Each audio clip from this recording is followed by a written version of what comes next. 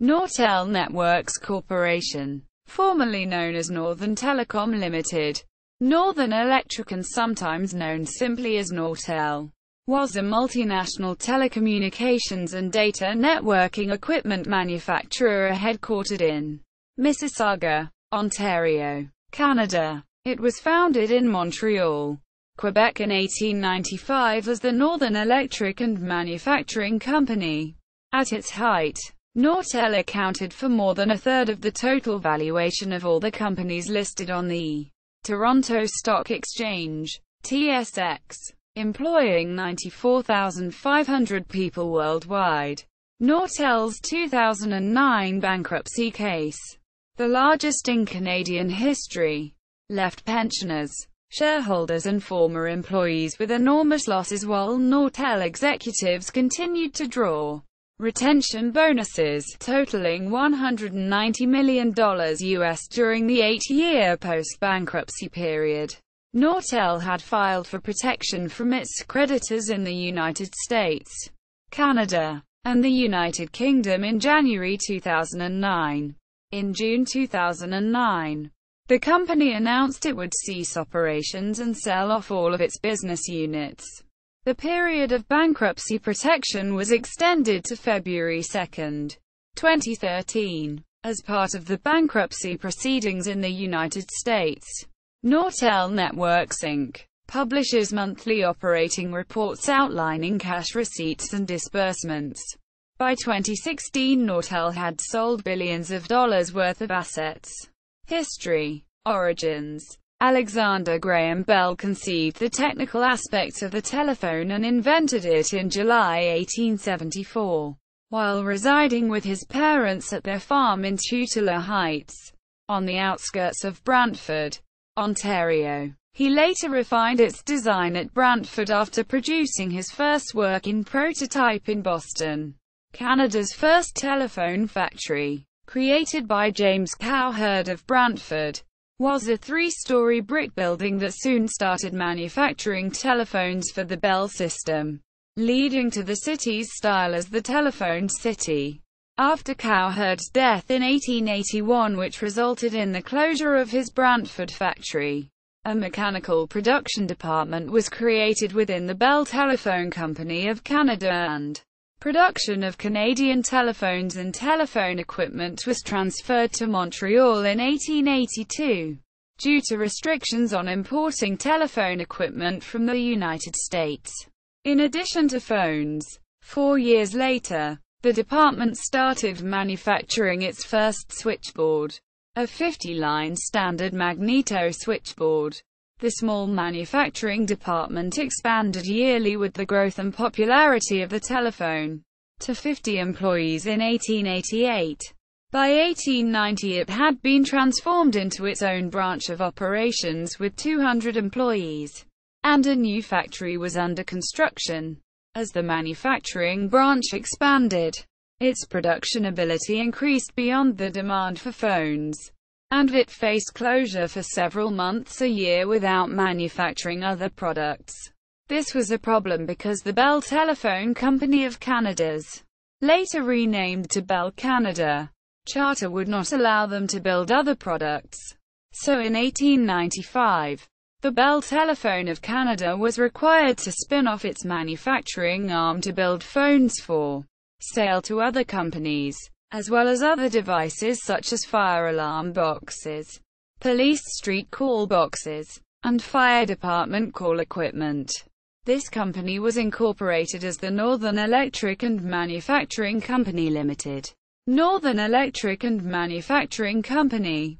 Northern Electric and Manufacturing Company Limited was incorporated on 7 December 1895 by the following corporate members, or Board of Directors: Charles Fleetwood Size Sr., President of Bell Canada, Provisional Director; Robert Mackay, Merchant, Provisional Director; Hugh Patton, Manager of the Shed Company, Provisional Director; the Hon. Joseph Rosetta Bodo, Senator, Provisional Director; Robert Archer, Gentleman, Provisional Director; Charles P. Sclater, Secretary, Provisional Director; Louis B. McFarlane, manager. All of the City and District of Montreal, Quebec. The initial stock capital was $50,000 at $100 per share, with 93% held by the Bell Telephone Company of Canada and the remainder held by the 7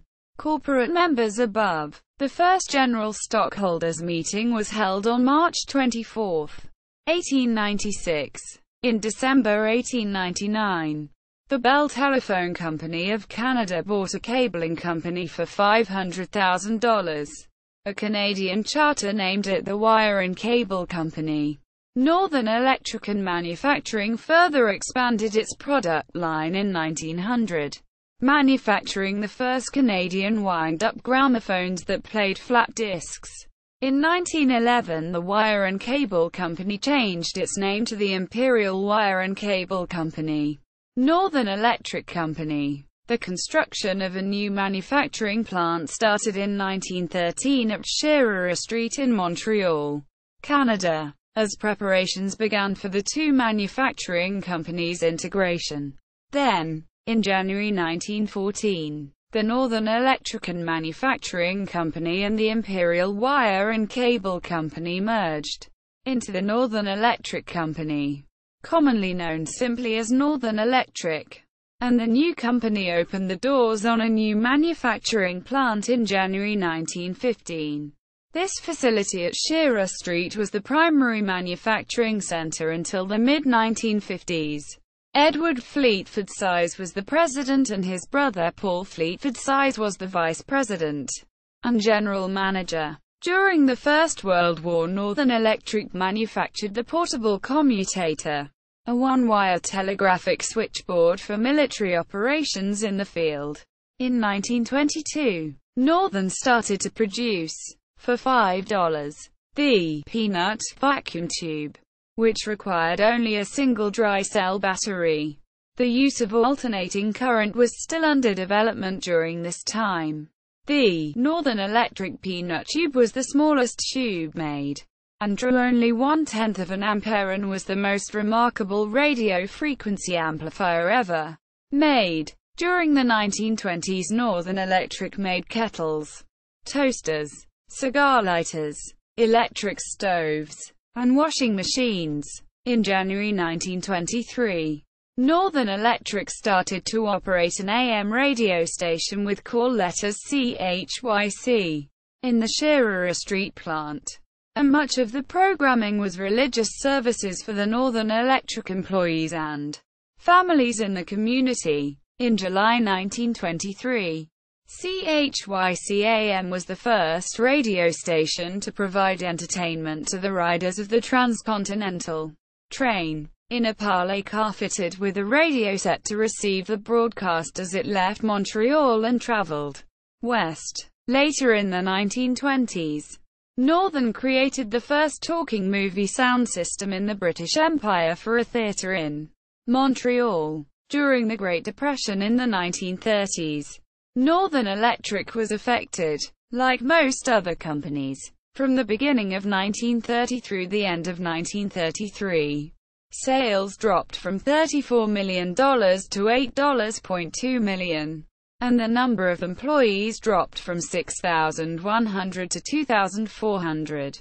Independence from Western Electric. In 1949, an antitrust suit in the U.S. forced AT&T, a Western Electric, to sell its stake in Northern Electric to Bell Canada. AT&T spun off Northern Electric in 1956. Deprived of its Western Electric tie, Northern began developing its own products. In 1953, Northern Electric produced its first television sets using tubes made by RCA. Bell Canada acquired 100% of Northern Electric in 1964, through public stock offerings starting in 1973. Bell's ownership of Northern Electric and its successors would be reduced, though it continued to have majority control. In 1966, the Northern Electric Research Lab, Northern Electric Laboratories, the predecessor to Bell Northern Research, started looking into the possibilities of fiber optic cable and in 1969, began work on digitizing telephone communications. Also in 1969, Northern began making inroads into the U.S. market with its switching systems. In 1972, it opened its first factory in the U.S. in Michigan. In 1975, Northern began shipping its first digital switching systems. One of the earliest such systems to be sold, Northern Telecom was, with Bell Northern Research. In the early 70s, a part owner of Microsystems International, a semiconductor manufacturer based in Nepean, outside Ottawa. Northern Telecom and Digital World. In 1976, the company name was changed to Northern Telecom Limited, and management announced its intention to concentrate the company's efforts on digital technology. Northern Telecom was the first company in its industry to announce and to deliver a complete line of fully digital telecommunications products. The product line was branded Digital World, and included the well-known DMS 100, a fully digital central office switch serving as many as 100,000 lines, which was a key contributor to the company's revenue for close to 15 years. Starting in 1977, Nortel grew rapidly after the introduction of its DMS line of digital central office telephone switches, especially after the AT&T breakup in 1984. Northern Telecom became a significant supplier in Europe and China and was the first non-Japanese supplier to Nippon Telegraph and Telephone. Deregulation. In 1983, due to deregulation, Bell Canada Enterprises, later shortened to BCE, was formed as the parent company to Bell Canada and Northern Telecom. Bell Northern Research was jointly owned 50-50 by Bell Canada and Northern Telecom.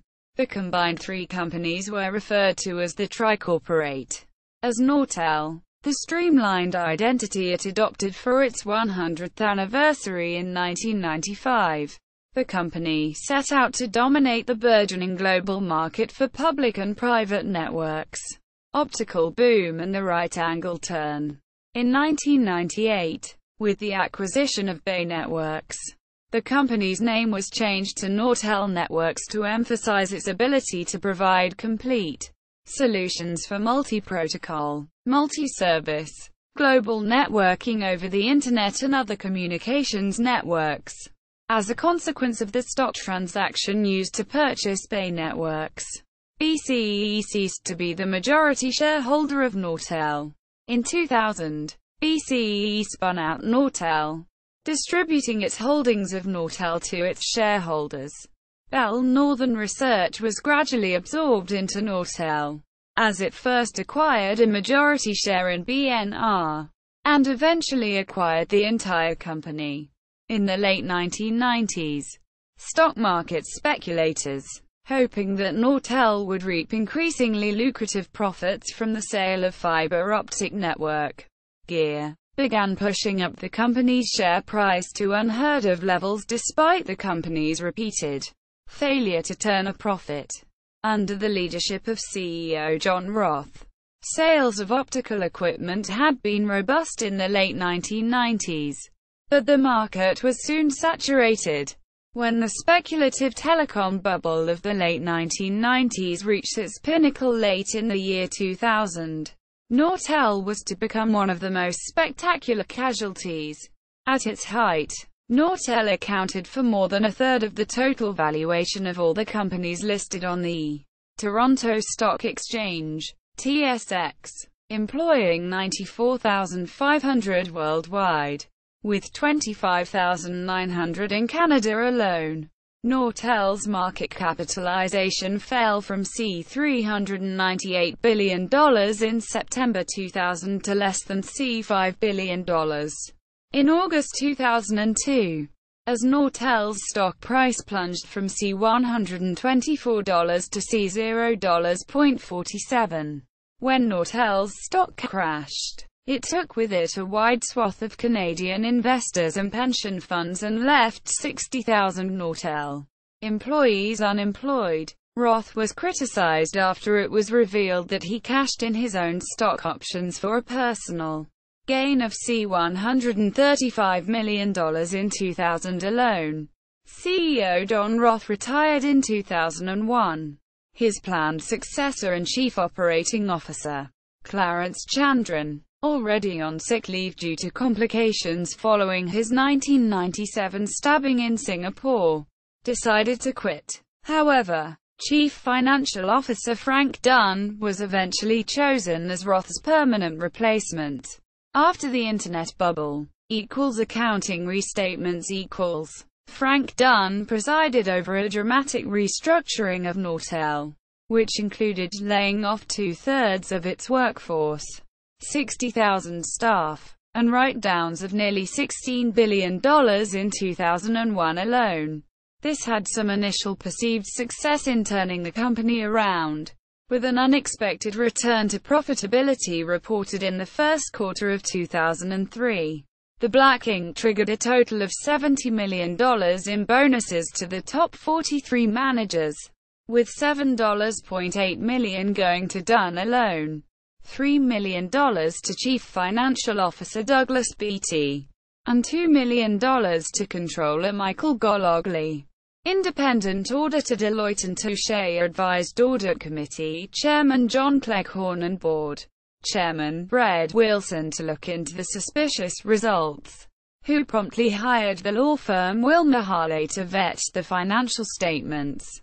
In late October 2003, Nortel announced that it intended to restate approximately $900 million of liabilities carried on its previously reported balance sheet as of June 30, 2003. Following a comprehensive internal review of these liabilities, the company stated that the restatement's principal effects would be a reduction in previously reported net losses for 2000, 2001, and 2002, and an increase in shareholders' equity and net assets previously reported on its balance sheet. A dozen of the company's most senior executives returned $8.6 million of bonuses they were paid based on the erroneous accounting. Investigators ultimately found about $3 billion in revenue had been booked improperly in 1998, 1999, and 2000. More than $2 billion was moved into later years. About $750 million was pushed forward beyond 2003 and about $250 million was wiped away completely.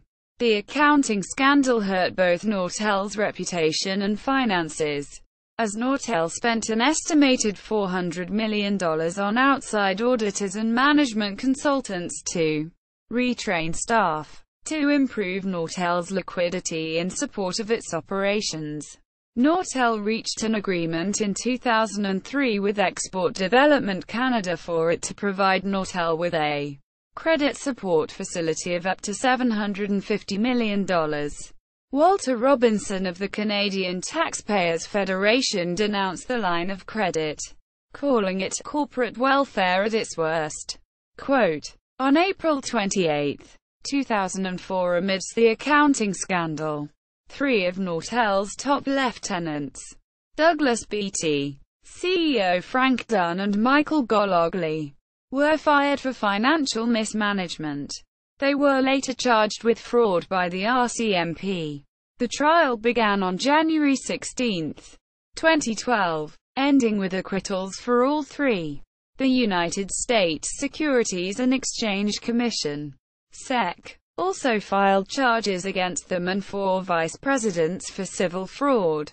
On December 19, 2014, remaining civil charges from the Ontario Securities Commission and SEC were simultaneously dropped.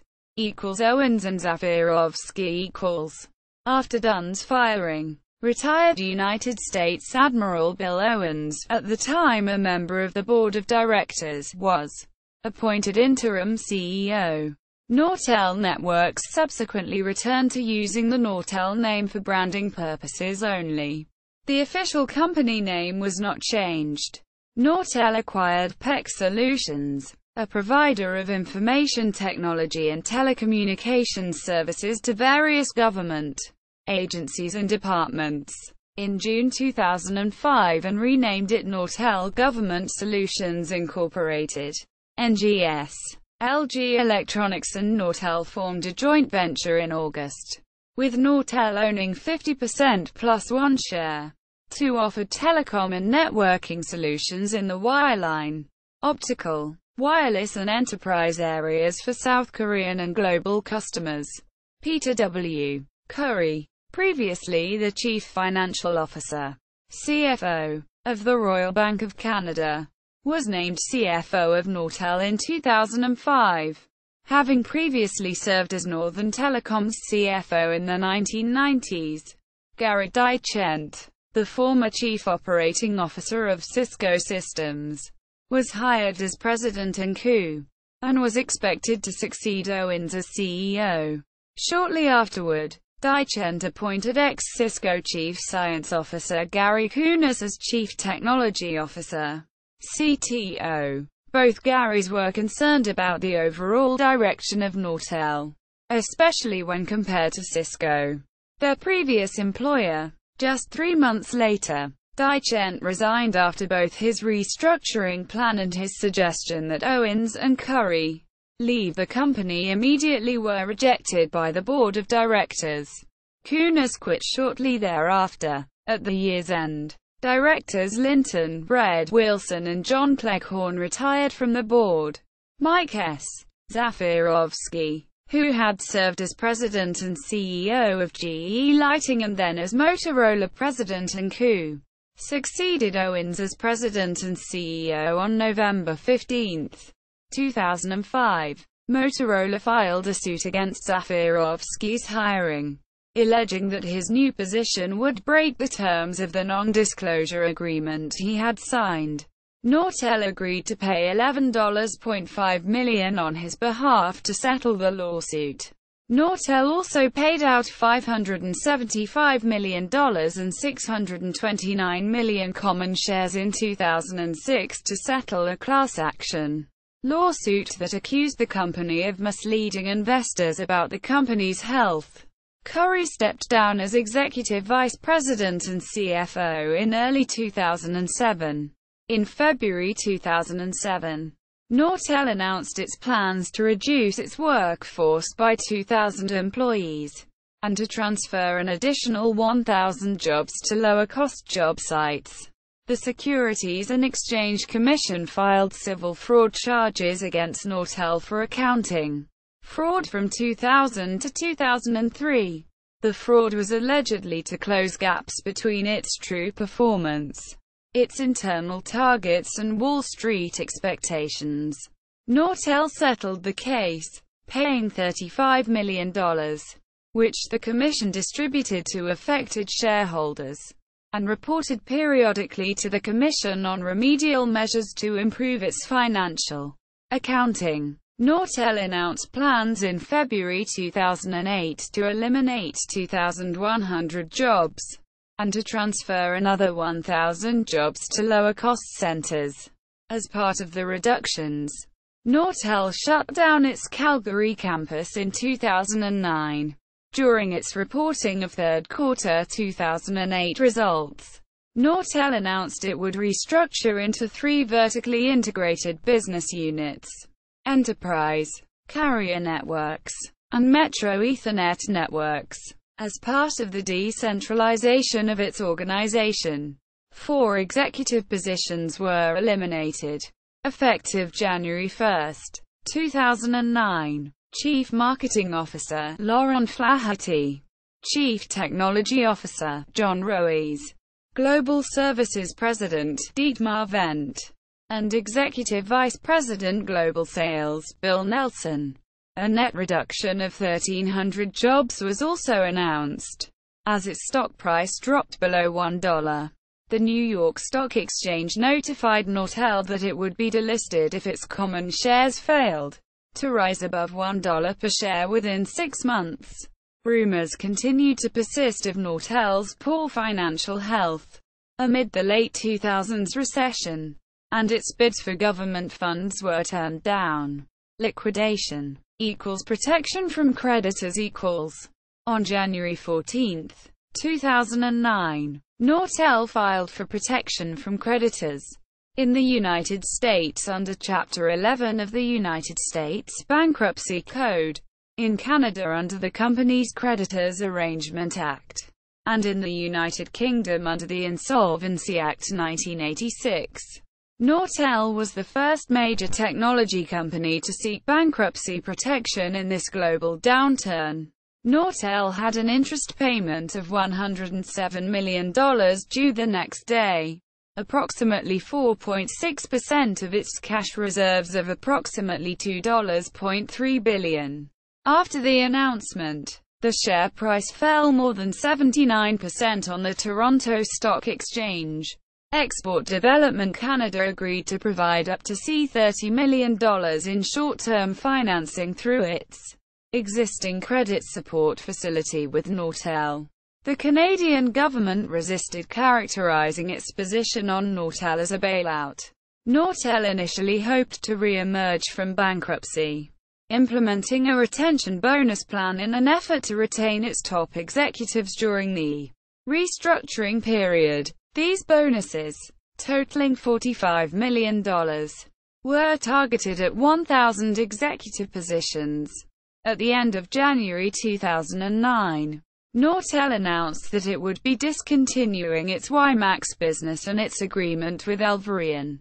Nortel subsequently sold its Layer 4-7 application delivery business to Israeli technology firm Radware for $18 million.